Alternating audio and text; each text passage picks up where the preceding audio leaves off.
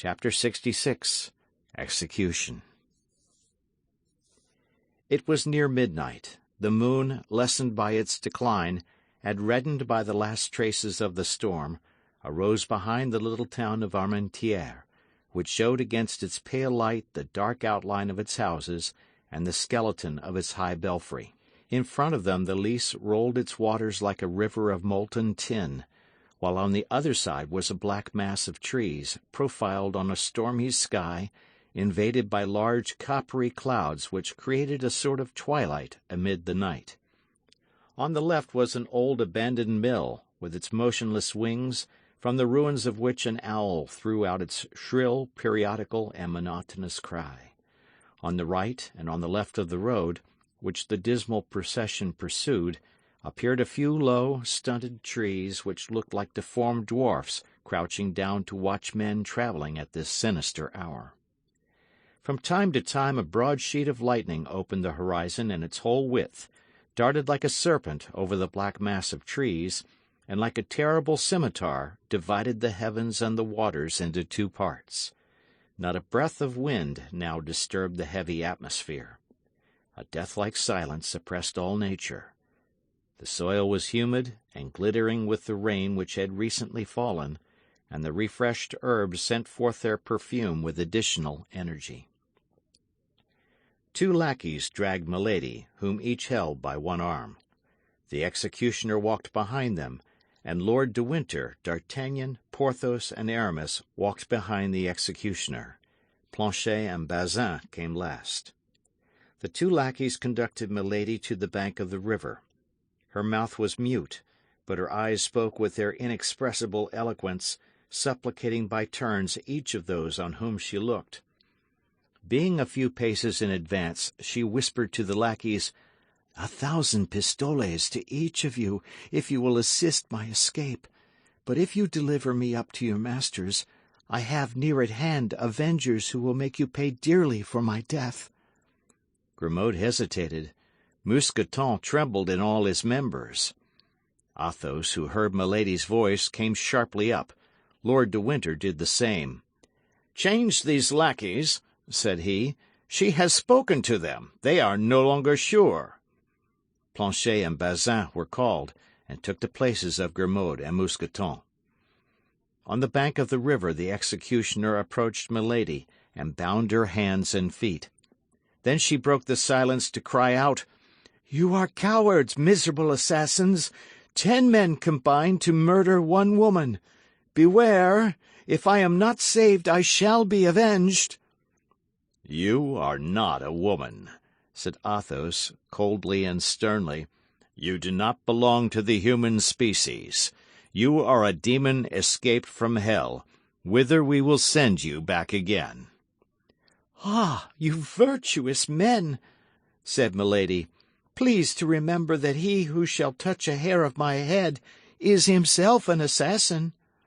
"The executioner may kill, without being on that account an assassin," said the man in the red cloak, rapping upon his immense sword. "This is the last judge. That is all. Nachrichter, as say our neighbors the Germans."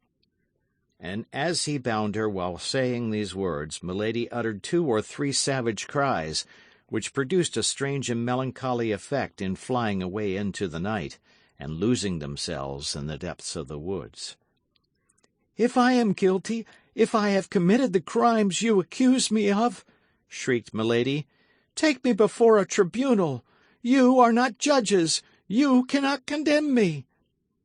"I offered you Tyburn," said Lord de Winter. "Why did you not accept it?" "Because I am not willing to die," cried Milady, struggling. "Because I am too young to die." "The woman you poisoned at Bethune was still younger than you, madam, and yet she is dead," said D'Artagnan. "I will enter a cloister. I will become a nun," said Milady. "You were in a cloister," said the executioner, "and you left it to ruin my brother." Milady uttered a cry of terror and sank upon her knees. The executioner took her up in his arms, and was carrying her toward the boat. "Oh, my God!"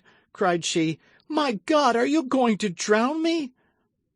These cries had something so heart-rending in them that Monsieur d'Artagnan, who had been at first the most eager in pursuit of Milady, sat down on the stump of a tree and hung his head, covering his ears with the palms of his hands, and yet, notwithstanding, he could still hear her cry and threaten. D'Artagnan was the youngest of all these men. His heart failed him. "Oh, I cannot behold this frightful spectacle," said he. "I cannot consent that this woman should die thus." Milady heard these few words and caught at a shadow of hope. "D'Artagnan, D'Artagnan," cried she, "remember that I loved you." The young man rose and took a step toward her. But Athos rose likewise, drew his sword, and placed himself in the way. "If you take one step farther, D'Artagnan," said he, "we shall cross swords together." D'Artagnan sank on his knees and prayed. "Come," continued Athos, "executioner, do your duty." "Willingly, monseigneur," said the executioner, "for as I am a good Catholic, I firmly believe I am acting justly in performing my functions on this woman." "That's well." Athos made a step toward Milady. "I pardon you," said he, "the ill you have done me. I pardon you for my blasted future, my lost honor, my defiled love, and my salvation forever compromised by the despair into which you have cast me. Die in peace." Lord de Winter advanced in his turn. "I pardon you," said he, "for the poisoning of my brother, and the assassination of his Grace Lord Buckingham. I pardon you for the death of poor Felton. I pardon you for the attempts upon my own person. Die in peace." "And I," said Monsieur d'Artagnan, "pardon me, madam, for having by a trick unworthy of a gentleman provoked your anger, and I, in exchange, pardon you the murder of my poor love and your cruel vengeance against me. I pardon you, and I weep for you. Die in peace." "I am lost," murmured Milady in English. "I must die." Then she arose of herself, and cast around her one of those piercing looks which seemed to dart from an eye of flame. She saw nothing, she listened, and she heard nothing. "Where am I to die?" said she. "On the other bank," replied the executioner. Then he placed her in the boat, and as he was going to set foot in it himself, Athos handed him a sum of silver. "Here," said he, "is the price of the execution, that it may be plain we act as judges." "That is correct," said the executioner. "And now, in her turn, let this woman see that I am not fulfilling my trade, but my debt." And he threw the money into the river. The boat moved off toward the left-hand shore of the Lys, bearing the guilty woman and the executioner. All the others remained on the right-hand bank, where they fell on their knees. The boat glided along the ferry rope under the shadow of a pale cloud which hung over the water at that moment. The troop of friends saw it gain the opposite bank. The figures were defined like black shadows on the red-tinted horizon. Milady, during the passage, had contrived to untie the cord which fastened her feet. On coming near the bank, she jumped lightly on shore and took to flight. But the soil was moist. On reaching the top of the bank, she slipped and fell upon her knees. She was struck, no doubt, with a superstitious idea. She conceived that heaven denied its aid, and she remained in the attitude in which she had fallen, her head drooping and her hands clasped. Then they saw from the other bank the executioner raise both his arms slowly.